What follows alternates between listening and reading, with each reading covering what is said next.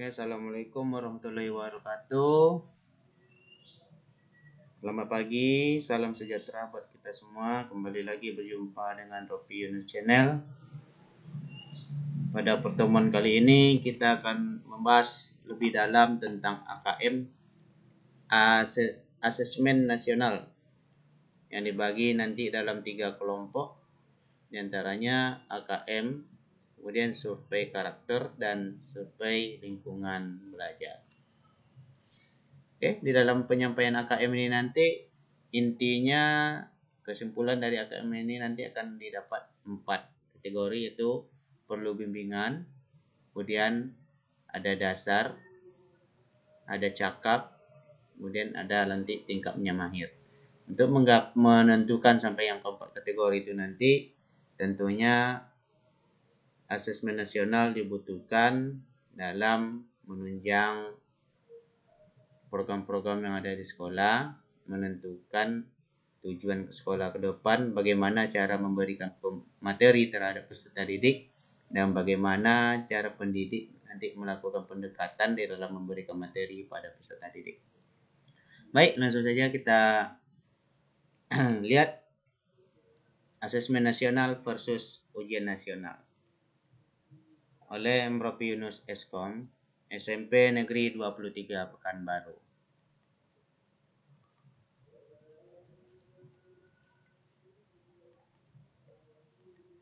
Pada tahap pembuka ini kita akan melihat PISA menyatakan prestasi literasi membaca, matematika, sains usia 15 tahun di Indonesia dari tahun 2008, yaitu 70% kompetensi literasi membaca, 60% keterampilan MTK dan sains itu kita berada di bawah angka minimum. Jadi artinya hanya sekitar 40, maksimal 40% baru di atas rata-rata minimum.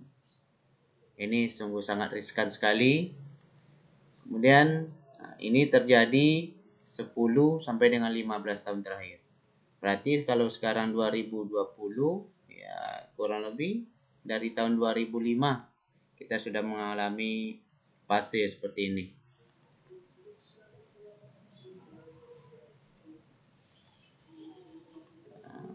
Kemudian kita bertanya lagi, apa itu AN?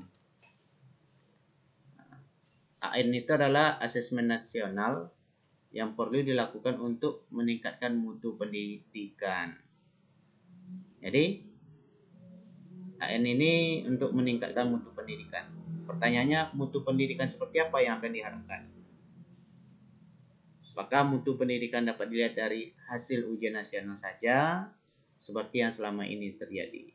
Jadi nanti kita akan kupas lebih dalam tentang AN ini dan perbedaannya dengan UN.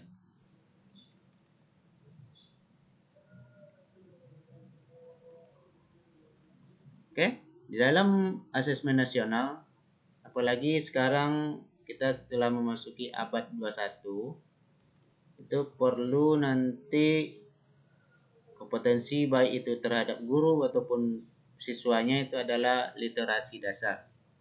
Apa itu literasi dasar? Kemampuan menggunakan core skill untuk kehidupan sehari-hari, seperti membaca, menulis, ya, literasi tentang IPA, IPS, TIK, literasi finansial, literasi budaya dan bermasyarakat. Ini perlu ditingkatkan. Ini yang sekarang sudah terjun payung.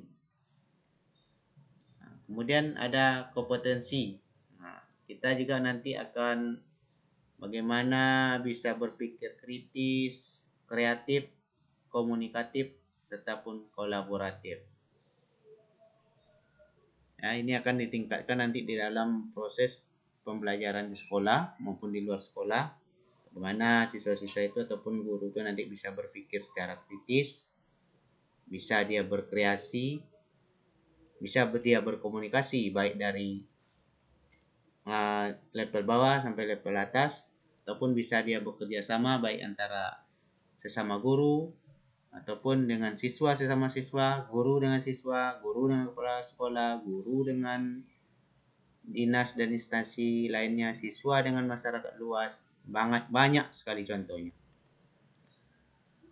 Kemudian karakter, kemampuan menghadapi perubahan pesat pada lingkungan, ingin tahu, inisiatif, gigih, adaptif, kepemimpinan, kepekaan, dan berbudaya. Ini yang sudah mulai kendur. Rasa ingin tahunya, kita tahu sekarang ini anak-anak sekarang sangat luar biasa rasa ingin tahunya. Tapi kalau inisiatif, gigih, kemudian kepekaan ini kalau sekarang ini sudah mulai menurun, apalagi terhadap berbudaya. Berjumpa saja dengan gurunya di luar sekolah, terkadang siswa ini tidak menyapa ataupun adab dia terhadap guru, cara dia berbicara terhadap gurunya seperti dia berbicara dengan teman sebaya. Ini yang harus perlu kita kembangkan lagi, kita tumbuhkan lagi agar karakter kita ini bisa menjadi momen kita ataupun modal kita untuk menghadapi kecakapan abad 21. Ya. Seperti apa karakter ini? Ada karakter sikap ataupun karakter kerja. Dua-dua ini harus balance dan harus seimbang. Rajin dia, kalau culas itu juga tidak akan bisa digunakan. Ataupun dia malas tetapi pintar, itu juga tidak akan bisa digunakan. Jadi dua-duanya harus rajin dan harus kreatif.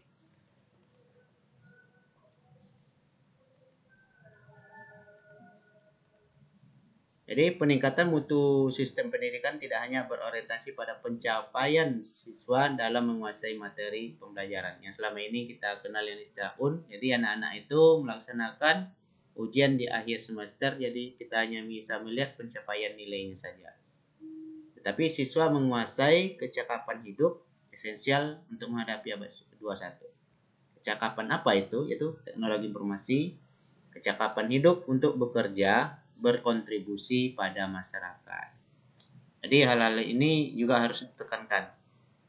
Jadi paradigma untuk bekerja itu dengan nilai yang tinggi ini akan beransur-ansur akan berkurang dengan kita alihkan nanti bagaimana menanamkan karakter-karakter ini. Jadi kecakapan teknologi dapat dia berkontribusi dengan masyarakat.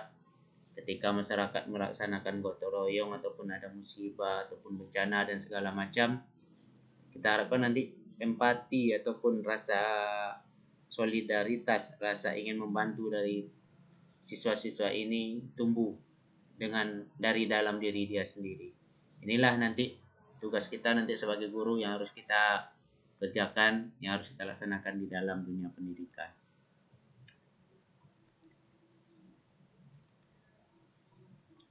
Oke, di dalam asesmen nasional juga nanti akan mencakup yaitu profil pelajar Pancasila.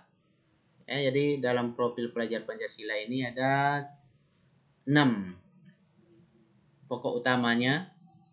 Yang pertama adalah beriman dan bertakwa kepada Tuhan Yang Maha Esa serta berakhlak mulia. Tentunya untuk mencapai suatu karakter yang baik, untuk mencapai kompetensi yang baik itu tentunya diharapkan kita itu harus memiliki iman dan bertakwa kepada Tuhan Yang Maha Esa dan memiliki akhlak yang mulia. Kemudian mandiri, ya, bisa mengurus diri sendiri, ya. Kemudian bernalar kritis, ya, memiliki ide-ide yang brilian, ya, ide-ide yang bisa memecahkan suatu permasalahan yang dia hadapi dan tidak lari dari permasalahan. Kemudian kreatif, memunculkan ide-ide baru. Kemudian bergotong royong, memiliki rasa empati terhadap kawan-kawan yang sedang mendapat musibah ataupun di dalam suatu pekerjaan mau dia saling berkolaborasi dan bergotong royong serta berkebinekaan global. Itu karena kita tahu negara Indonesia ini negara yang majemuk, negara yang terdiri dari berbagai suku bangsa, ada istiadat dan agama. Jadi kita harus saling toleransi.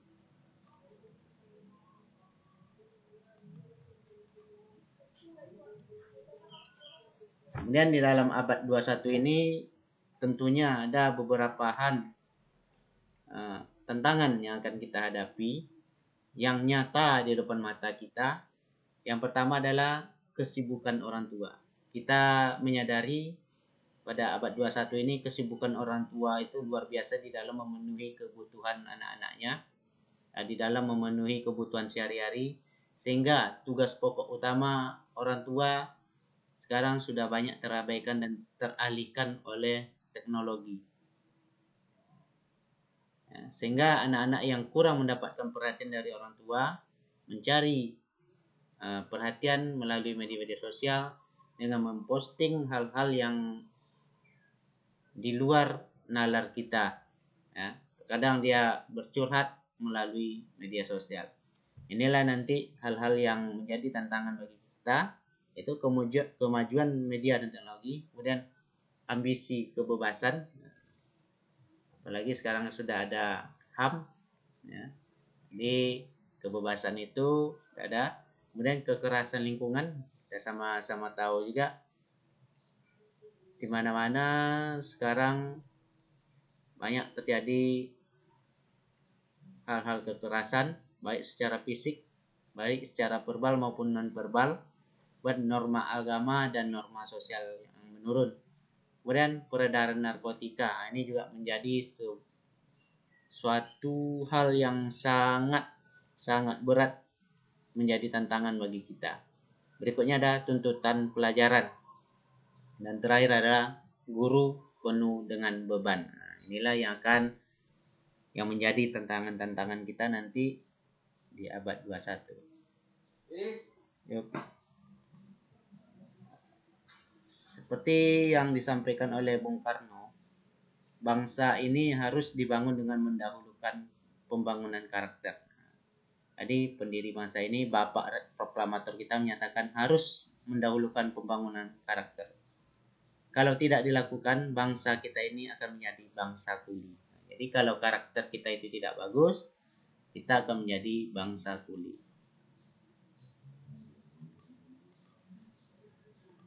Oke, apa saja keterkaitan AN dengan kecakapan abad 21? Kita lihat potensi siswa. Kecakapan abad 21 dengan profil Pancasila itu akan berkaitan, dapat diukur dengan melalui AN, yaitu yang pertama adalah AKM, kemudian survei karakter dan survei lingkungan belajar. Ini nanti akan kita bahas pada slide berikutnya.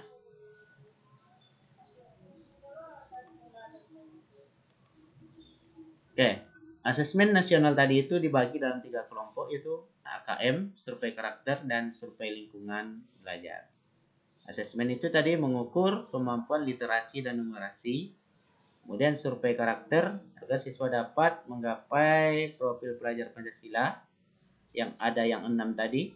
Kemudian survei lingkungan belajar itu faktor pendukung seperti sarana prasarana yang ada di sekolah. Kemudian cara gurunya mengajar, itu juga menjadi nanti survei lingkungan belajar. Dukungan dari masyarakatnya. Kemudian ASN, asesmen pengganti untuk mendorong kualitas pendidikan. Yang berfokus pada kompetensi siswa, yaitu meliputi pengetahuan, keterampilan, dan sikap. Terlebih di era transformasi pendidikan abad 21.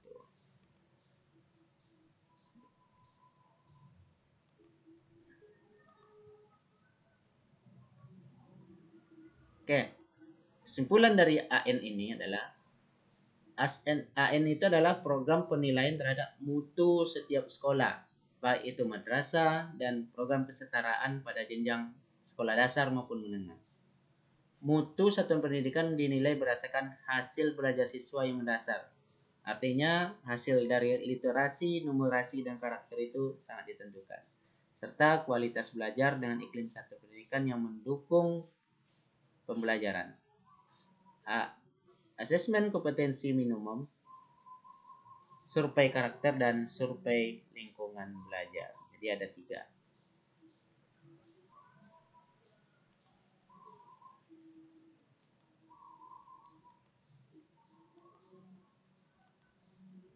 Oke.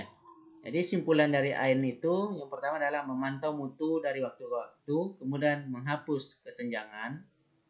Tujuan utama sekolah pengembangan kompetensi dan karakter siswa, memberi gambaran sekolah, perbaikan SDM dan mutu sekolah.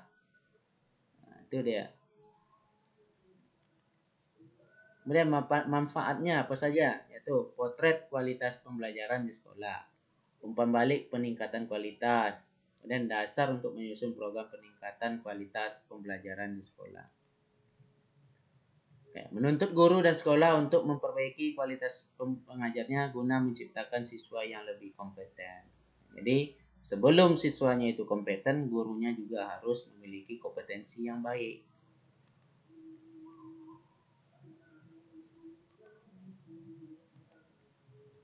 Perbandingannya kita lihat. Kriteria perbandingan AN dengan UN itu dari tujuannya. Di sini bisa kita lihat untuk evaluasi mutu terkait sistem satuan pendidikan. Kalau UN untuk evaluasi capaian hasil belajar murid secara individu. Jadi ini sistem pendidikannya akan diperbaiki, sementara ini adalah dari pribadi siswa. Jenjangnya ini semua program mulai dari SD setingkat, SMP setingkat, SMA setingkat dengan program kesetaraan. Kalau ujian nasional itulah SMP, SMA, dan SMK. SD tidak masuk karena dia melakukan ujian US. Kemudian level siswa. Asesmen itu dilaksanakan untuk siswa kelas menengah, seperti kelas 5 pada jenjang dasar, kelas 8 jenjang menengah, kelas 10 jenjang atas. Sementara ujian nasional itu dilaksanakan hanya tingkat akhir pada setiap jenjang.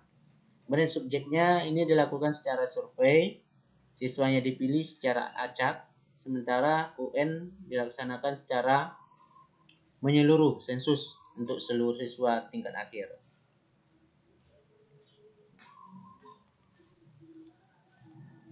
Apalagi perbandingannya, model soal.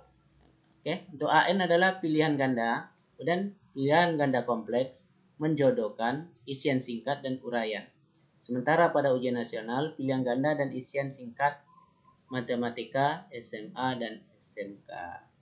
Kemudian sasaran penilaian, kompetensi literasi, numerasi, dan karakter, serta kualitas dan iklim satuan pendidikan yang mendukung pembelajaran. Jadi, AN tadi mencakup semua di dalam. Kalau pada ujian nasional dia hanya penguasaan terhadap mata pelajaran yang diujiankan. Artinya hanya 4 mata pelajaran saja. IPA, IPS, Matematika, dan Bahasa Indonesia. IPA, MTK, Bahasa Indonesia, dan Bahasa Inggris. Kemudian metode penilaian. Ini secara MASAT. Kemudian yang kalau UN itu CBT atau PBT. Artinya ini soalnya tidak perlu menggunakan server khusus, sementara yang ini harus menggunakan server. Nanti ada secara teknisnya nanti akan dibahas.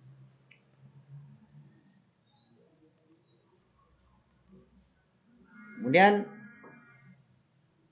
jadi dari hal yang tadi dapat kita lihat AN ini bukan pengganti dari UN. Dari cakupannya saja itu sudah berbeda jika dibandingkan dengan UN. Karena AN memberikan gambaran yang lebih utuh dan luas mengenai mutu pendidikan, bukan hanya secara kognitif, namun juga karakter dan iklim belajar. Oke, teknisnya bisa kita lihat. AN itu dibagi dari 3 tadi, ya. AKM, dalam AKM itu ada literasi membaca, kategorinya ada memahami, menggunakan, evaluasi, dan refleksi. Kemudian ada numerasi, memahami, aplikasi, dan bernalar. Kemudian survei karakter dan lingkungan belajar.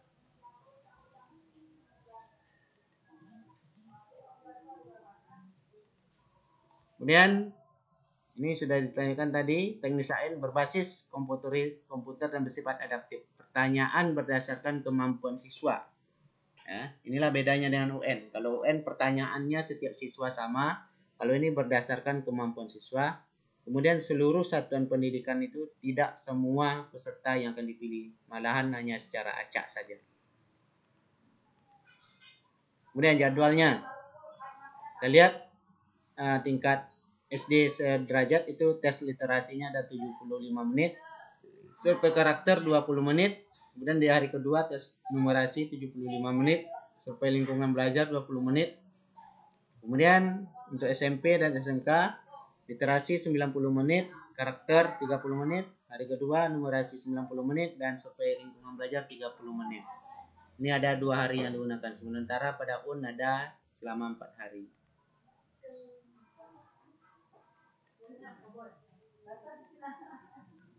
Kriterianya diantara seluruh satuan pendidikan, tidak semua murid, pemilihan sampel, diambil kelas 5, 8, dan 11. Setiap peserta mengerjakan tes literasi membaca, tes literasi numerasi, survei karakter, dan lingkungan belajar.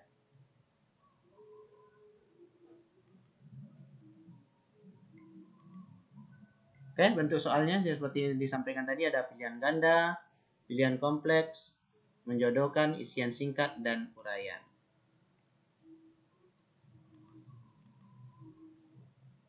Pilihan ganda, siswa hanya dapat memilih satu jawaban benar dalam satu soal. Pilihan ganda kompleks, siswa dapat memilih satu atau lebih dari satu jawaban yang benar dalam satu pertanyaan. Kemudian menjodohkan, siswa dapat dengan cara menarik garis lurus dari satu titik ke titik lainnya yang merupakan pasangan pertanyaan jawabannya.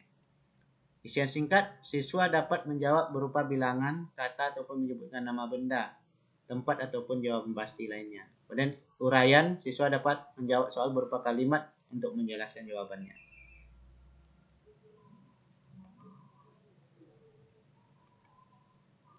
Levelnya ada level 1 untuk kelas 1 dan 2, level 2 untuk kelas 3 dan 4, level 3 kelas 5 dan 6, dan seterusnya.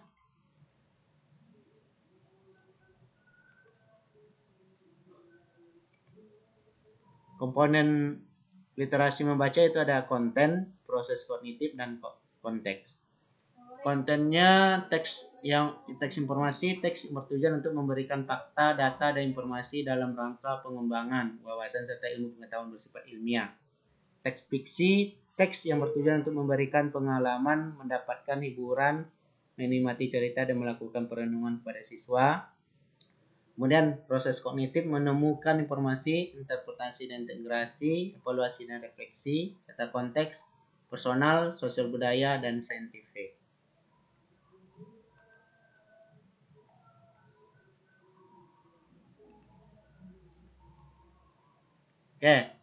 Ini kita bisa lihat perbedaan nanti antara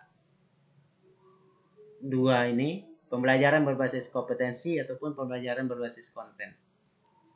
Berpusat pada kebutuhan, berpusat pada materi pembelajaran, belajar pada pemahaman konsep dan keterampilan, belajar pada cakupan materi, menunjukkan kinerja dengan menerapkan konsep, menjawab serangkaian pertanyaan tes berdasarkan topik, pembelajaran terkait dengan konteks kehidupan nyata siswa, pembelajaran kurang atau tidak terkait dengan konteks kehidupan nyata siswa, orientasi pada proses dan penguasaan kompetensi, orientasi pada nilai akhir. Jadi yang dua ini, yang manakah AN dan yang manakah UN, bisa kita lihat yang sebelah kiri ini, yang kanan ini merupakan ada asesmen nasional, ini adalah ujian nasional. Asesmen nasional itu berdasarkan kompetensi dan UN itu berdasarkan konten. Kategori, kompetensi, dan contoh analisisnya. Jadi dari setiap materi tadi ini sudah dapat kita ambil kesimpulan. Jadi dari setiap peserta didik yang melaksanakan AN, ada nanti 4 kategori yang akan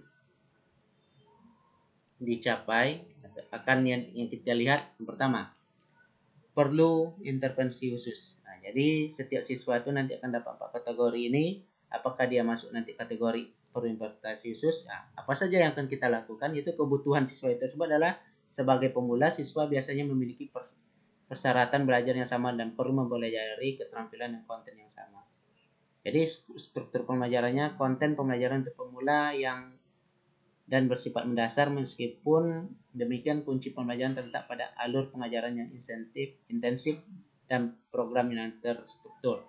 Cara formal dan informal, jadi cara belajar di sekolah maupun di luar sekolah.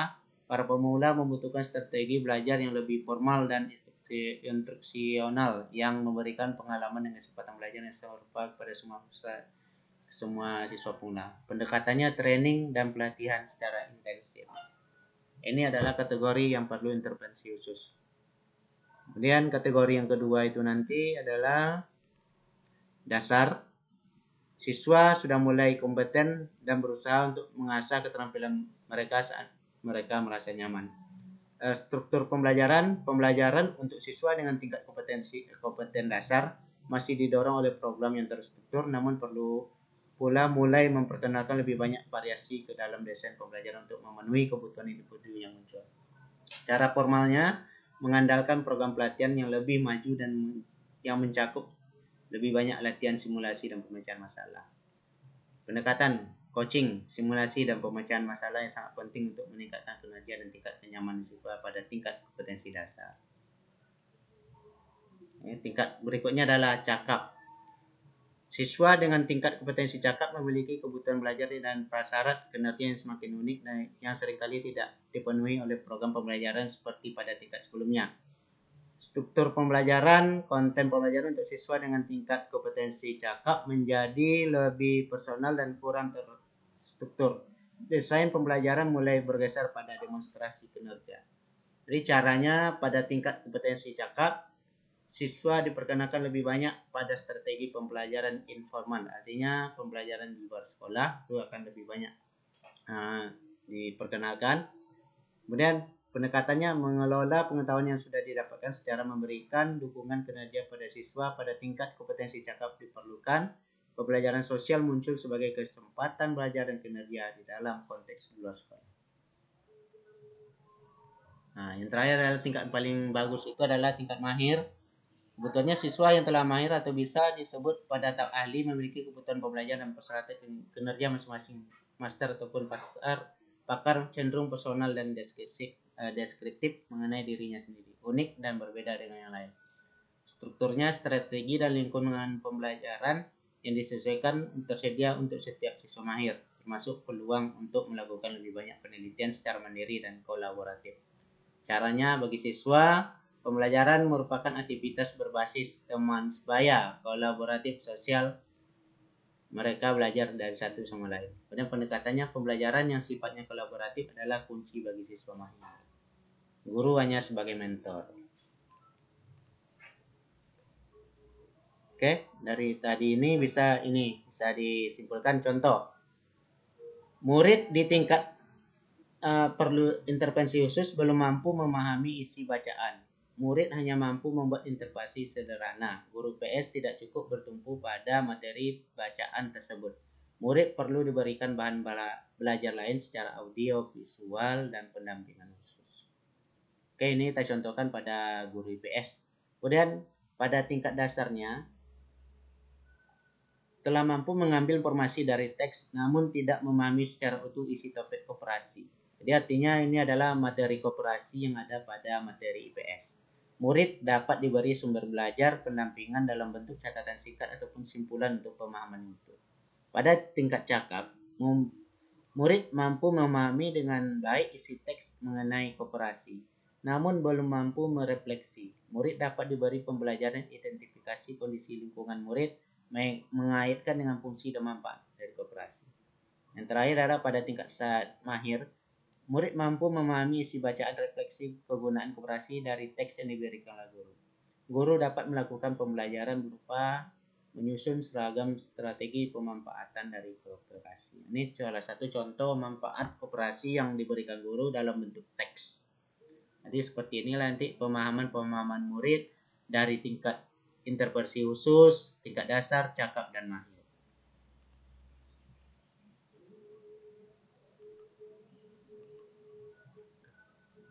Oke, salah satu contoh ini bereksplorasi dengan koordinat Kartesius, sebuah pengalaman literasi, numerasi, dan keterampilan hidup oleh Guru Susan. Literasi tidak terbatas pada keterampilan membaca dan menulis yang cakupannya memberi batasan pada pembelajaran bahasa saja. Bisakah kemampuan literasi dikembangkan dan diterapkan dalam pembelajaran dan bahasa seperti matematika? Terus bagaimana caranya?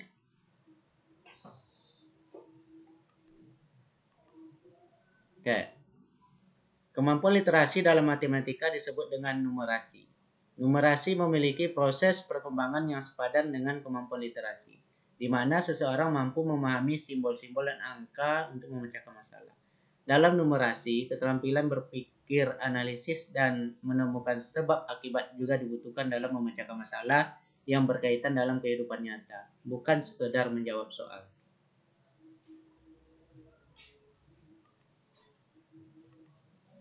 Lantas bagaimana contoh praktik baik melatihkan keterampilan numerasi pada matematika?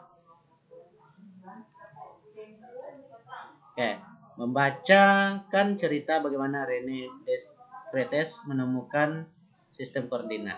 Murid senang dan memahami latar belakang di balik penemuan koordinat Cartesius. Permainan menemukan titik-titik konfigurasi bintang.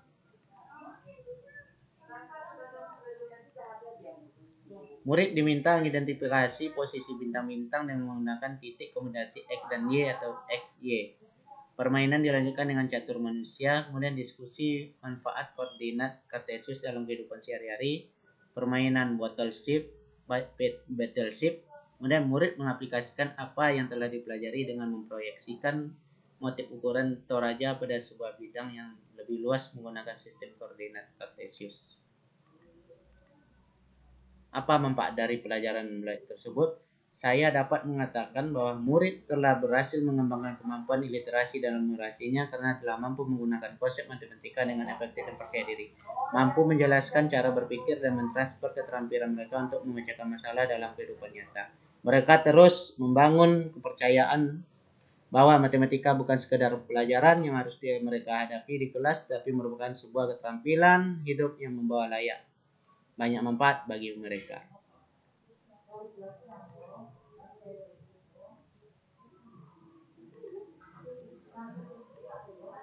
Oke, ada segitiga belajar, asesmen, kurikulum, dan pembelajaran.